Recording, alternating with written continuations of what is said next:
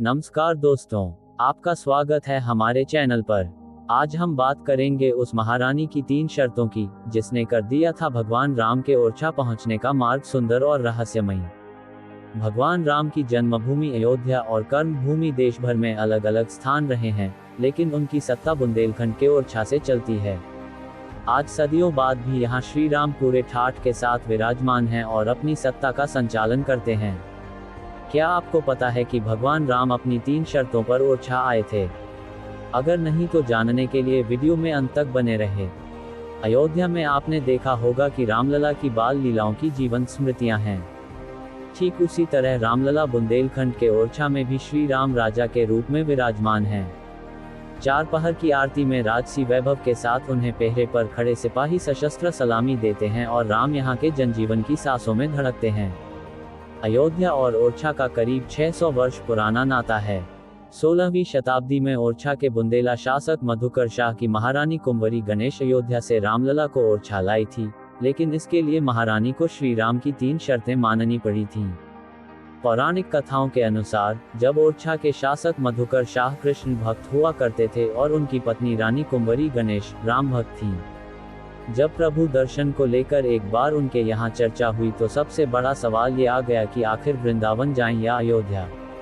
इसी बात पर मधुकर शाह ने पत्नी से कह दिया कि राम सच में है तो उन्हें ओरछा लाकर दिखाओ। बस इसी बात पर रानी कुंवरी गणेश अयोध्या पहुंच गई और किसी तरह भगवान राम को ओरछा ले आई।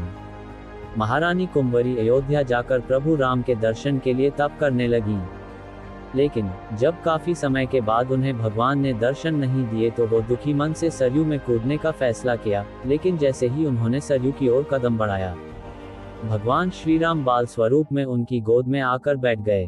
तभी महारानी ने उन्हें ओरछा चलने को कहा। राम भी उनकी बात को मान गए, लेकिन उन्होंने अपनी 3 शर्तें रख दी। ये थी श्री राम की 3 शर्तें। पहली शर्त में भगवान राम ने कहा कि मैं अयोध्या से ओरछा जाकर जिस जगह बैठूंगा, इस स्थान में फिर नहीं उठूंगा। दूसरी शर्त में कहा कि ओरछा के राजा के रूप में विराजित होने के बाद किसी दूसरे की सत्ता नहीं रहेगी। और रामलला की तीसरी शर्त में उन्होंने खुद को बाल रूप में पैदल एक विशेष पुष्य नक्षत्र में साधु संतों के साथ ले जाने की थी। इसके बाद महारानी के शर्तें मानने के बाद राम राजा ओरछा आ गए और तब से भगवान राम यहाँ राजा के रूप में विराजमान हैं।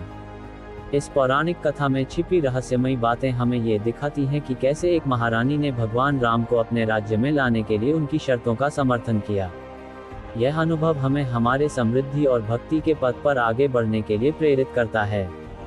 आशा है कि आपको यह वीडियो पसंद आएगा। अगर आपने अभी तक हमारे चैनल को सब्सक्राइब नहीं किया है तो इसे सब्सक्राइब करें और नए वीडियो से अपडेट रहें। धन्यवाद।